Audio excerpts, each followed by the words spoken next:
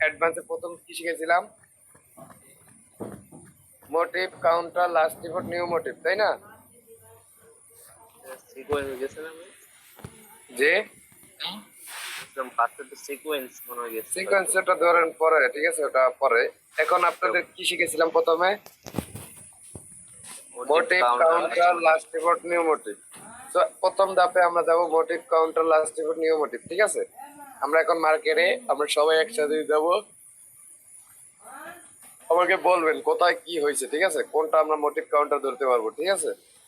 আপনারা আমরা একসাথে দৌড়াবো মার্কেট, ঠিক আছে?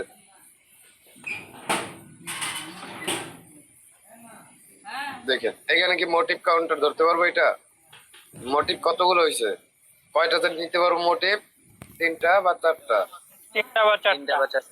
ওকে, এইখানেও ধরতে পারবো না? ধরা যাবে না। হ্যাঁ দেখেন এইখানে কয়টা হয়েছে? 1টা, 2টা, 3টা, 4টা, 5টা, একটা বেশি। জাস্ট ঠিক আছে, সমস্যা নাই। মোটিভ কাউন্টার কয়টা ক্যান্ডেল দিছে? 2টা ক্যান্ডেল। লাস্ট রিপোর্ট কয়টা? 2টা। কিন্তু যখন নিউ মোটিভ আসছে, উইক ক্রসিং হয়েছে, সুন্দর প্রফিট, কারণ নিচে তার সাপোর্ট লেভেলটা অনেকটা দূরে, সুন্দর প্রফিট গেছে আপনার উইক ক্রসিং এর খেলা। ওকে, জি ভাইয়া জি। হয়ে গেল আমাদের মোটিভ। মোটিভের এতটা উইন ইস্যু, যদি আপনি উইক ক্রসিং দেখে যদি ট্রেড নিতে পারেন, মনে হয় না যে এখানে লসের ভাগিদার হবেন কেউ। কিন্তু আমরা তো মার্কেটে গেলেই সময় দিই না। ওই যে একজন আইসা বলে ভাই আমি তো ইমোশন কন্ট্রোল করতে পারতাছি না, মার্কেটে সময় যায় না। এত ভয়ানক সমস্যা ভাই। মার্কেটে যদি সময় না দেন ভাই, ওর কাছ থেকে কেমনে প্রফিট বের করবেন ভাই? বলেন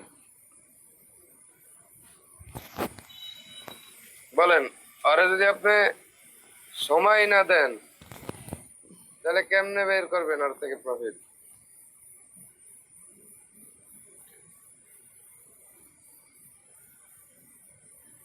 যাক, আমাদের কি করতে হবে? সবসময় মার্কেটকে সময় দিব, সময় দিয়ে দিয়ে ওরে বুঝাইতে হবে যে না আমরা আছি, পরে ওর থেকে লইতে হইব।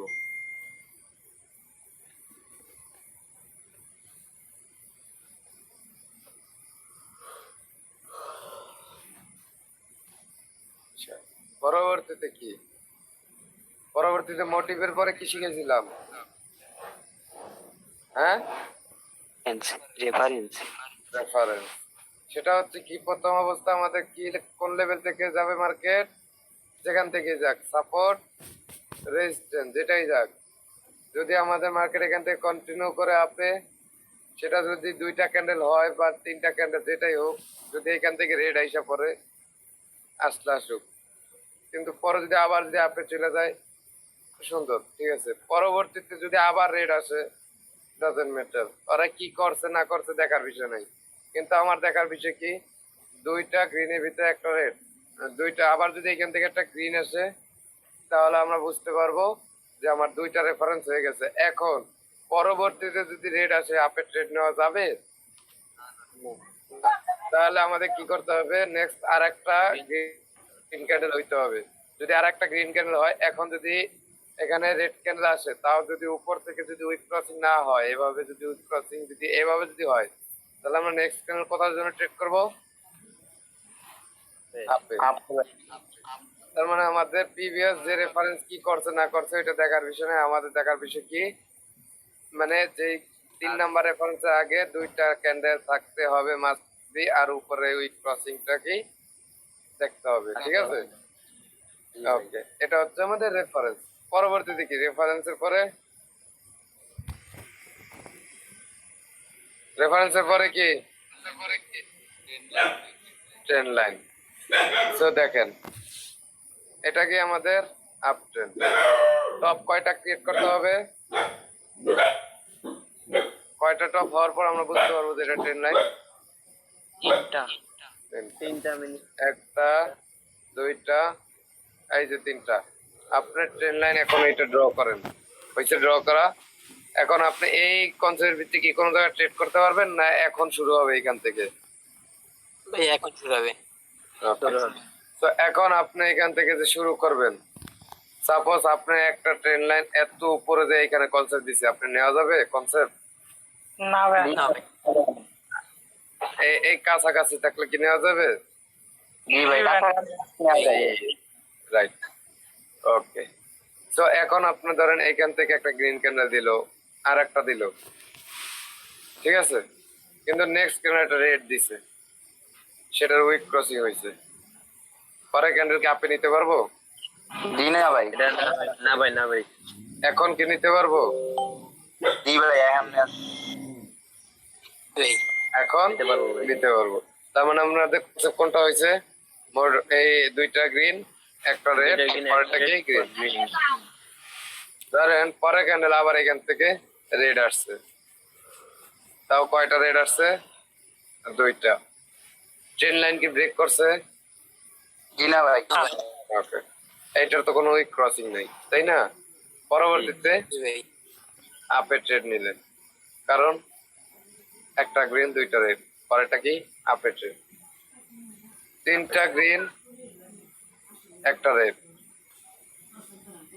একটা রেড। যদি এই ক্যান্ডেলটা উইক ক্রসিং হয় নিতে পারবো আপে? না ভাই না। আমাদের কি করতে হবে? উইক, সবুজের উইক কেবল। গ্রিন ক্যান্ডেল উইক বড় থাকতে হবে, গ্রিন ক্যান্ডেল উইক বড় থাকতে হবে, রেড ক্যান্ডেল উইক ছোট থাকতে হবে। নেক্সট ক্যান্ডেল আমরা কিসের জন্য ট্রেড করব? আপের জন্য। By chance loss, by chance loss দিয়ে দিছে, ট্রেন লাইনে তো ব্রেক করতে পারেনি, তার মানে আমরা নেক্সট ক্যান্ডেল কিসের জন্য ট্রেড করব? আপের জন্য।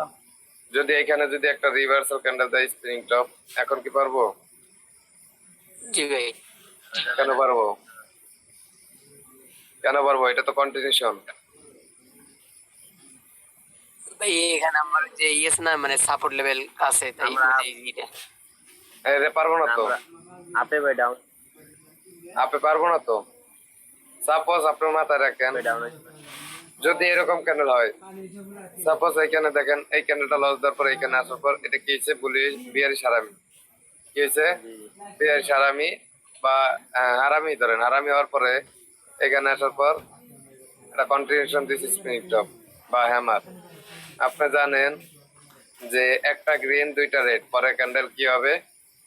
আপে। আপ। কিন্তু দেখেন যে লস দিয়ে দিছে, কি কারণে লস দিছে? এই যে হারামি, রিভার্সাল ক্যান্ডেল কন্টিনিউশন, লস। নেওয়া যাবে? ভাই একটু না আগে ভাই। একটা পাবলিক গ্রুপে বললেন, হ্যাঁ, নেওয়া যাবে? না ভাই। নেওয়া যাবে না। এই যে এই জিনিসটা আমার এতদিন ধরে দিব, কিন্তু আপনারা এই যে ক্লাসের ভিতরে ডিস্টার্ব করেন দিয়ে দিতে পারিনি এই বিষয়টা, এখন মাথায় এসে এখন বললাম। আমার ডিস্টার্ব করে নিলে মনে করেন বুইলা দেয়, বুইলা গেলেই আপনাদের লস। যাক, মাথায় এসে যে পাবলিক গ্রুপে মাথায় এসে পরে দিয়ে দিলাম। যাক, এই বিষয়টা কি বুঝতে পারছেন যে আমাদের যে কোনো জায়গায় ডাউন ট্রেন্ড হোক আর আপ ট্রেন্ড হোক, রিভার্সাল ক্যান্ডেল দিলে বা কন্টিনিউশন দিলে আমরা নিতে পারবো না। যদি এখানে স্বাভাবিক ক্যান্ডেল হয় তাহলে আমরা নেব, কারণ এটা তো কন্টিনিউশন না। এই ক্যান্ডেলটা তো কন্টিনিউশন করে, জানেনই তো মার্কেট। বুঝতে পারছেন? গেল আপনাদের পরে তো সাইড ওয়েস্টটা তো জানেনই, রেড গ্রিন রেড গ্রিন, ওটা দেওয়ার বিষয় কিছু নেই। ট্রেন লাইনের পরে কি দিয়েছিলাম? টিগার। ঠিক আছে, তারপর এই যে দেখেন তিনটা রেড এর, তিনটা গ্রিনের পর এখন একটা রেড আসছে, রেড আসার পর এখান থেকে কি একটা গ্রিন আসছে। তো গ্রিনটা আসার পর এই কত পার্সেন্ট জানি ব্রেক করতে হবে মনে আছে? 50, 60, 70। 50, 60, 70%। ঠিক আছে, 90, 80 না কিন্তু। তো ধরেন এখন ব্রেক করছে, পরে ক্যান্ডেলকে আপের জন্য নিব। এইখানে কিন্তু একটা কন্ডিশন আছে, মনে আছে কন্ডিশনটা কি বলতে পারবেন? এই গ্রিন ক্যান্ডেলটা যদি বিগ ভলিউমের পর যদি একটা রেড আসে, এখন যদি আমরা এখান থেকে যদি 50, 60 নিই, তারপরেও কিন্তু রিস্ক থাকে লস হওয়ার। কি কারণে? এটা আমাদের স্ট্রং রেজিস্ট্যান্স লেভেল ব্রেকআউট পরেটা রিটেস্ট। আর যদি দেখেন যে এই গ্রিন ক্যান্ডেলটা যদি একটু ছোটর পরে মানে রেড আসছে, এখন রেড ক্যান্ডেলটা বড় হোক ডাজেন্ট ম্যাটার, যদি এখন আপনার এখান থেকে যদি টিগারটা ব্রেক করে 50, 60, 70 যাই করুক, এখন আপনি এখানে কি কন্টিনিউশনের জন্য যাইতে পারবেন না ট্রিগার, এখন যাইতে পারবেন, কিন্তু বিগ ক্যান্ডেল থাকলে এখানে বিগ হইলে রিটেস্টের জন্য আসবে। মনে আছে স্ট্রং সাপোর্ট এবং স্ট্রং রেজিস্ট্যান্স লেভেলে মনে আছে যে রিটেস্ট আসে। তো এখন গেল এটা ট্রিগার, ঠিক আছে। তো পরবর্তীতে কি স্ট্রং সাপোর্ট এবং স্ট্রং রেজিস্ট্যান্স লেভেল। ধরেন এইটা আপনার কি স্ট্রং হয়ে গেছে, কারণ এই যে দেখেন এই ক্যান্ডেলটা কি বিগ না, উইক আছে কোনো? উইক বলতে কি উইক হচ্ছে বডি এই যে ছোট, এই যেভাবে ছোট উইক আছে বা এরকম, এটার এই এক সাইড উইক আছে, বাট এটা তো ভালো ভলিউম, একটা বিগ ভলিউম, তাই না? এই বিগ ভলিউমের পরে কেন একটা রেড ক্যান্ডেল আসলো, এটা কথা আছে না, এটা জানতে হবে না। তো এখন এই কথার পরে দেখেন এই যে হওয়ার পরে আমাদের কি এটা ধরতে হবে, আমাদের কি স্ট্রং রেজিস্ট্যান্স লেভেল। এখন সে যদি কন্টিনিউ এভাবে ডাউনে আসতে থাকে, এভাবে আসতে থাকে, পরে আবার আপে যায়, এখন যদি ব্রেক করে পরে কি কাজ হবে? রিটেস্ট কাজ হবে? ভাই 3-4টা ক্যান্ডেল হওয়া লাগবে তিন না? চারটা ক্যান্ডেল 3-4 মিনিটের, এই দেখেন এখন যদি এইখান থেকে যদি উপরে যায়, আপে যায়, এখন যদি ব্রেক করে তাহলে কি কাজ হবে না? অবশ্যই কাজ হবে রিটেস্ট। তাও আবার যদি ফুল ব্রেকআউট করে তাহলে আবার একটু রিস্ক থাকবে, কিন্তু আমাদের 60, 70, 80, 90 নেবার, ঠিক আছে। আমরা এখানে 50-16 লিগ হবে, 70% ধরেন না, 50-60%, ঠিক আছে। আমরা 50-60% নেবেন, আবার ফুল নেবেন না, তাহলে আবার কন্টিনিউশনে দেবো।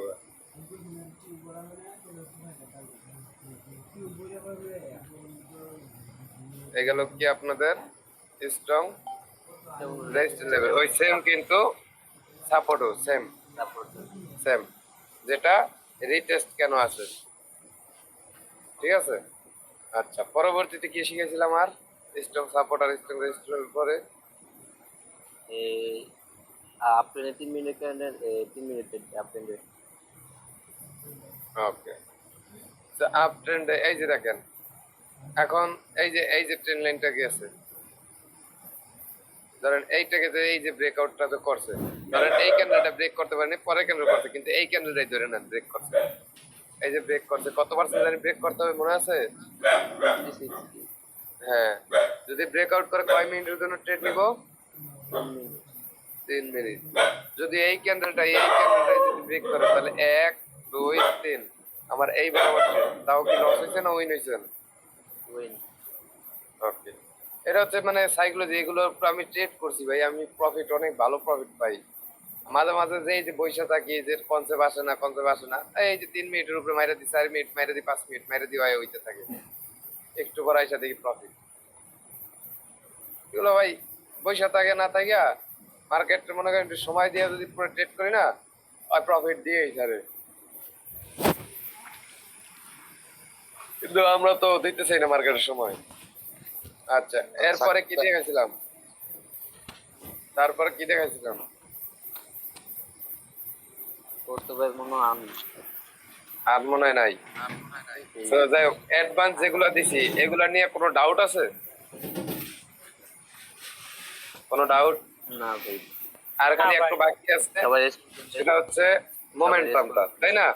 সেটা আজকে অ্যাড করলাম না, কারণ এই বিষয়টা একটু রিভিশন দেওয়াটাই বেটার ছিল, কারণ অনেকদিন ধরে অনেকেই আছে যে সাকিব ভাই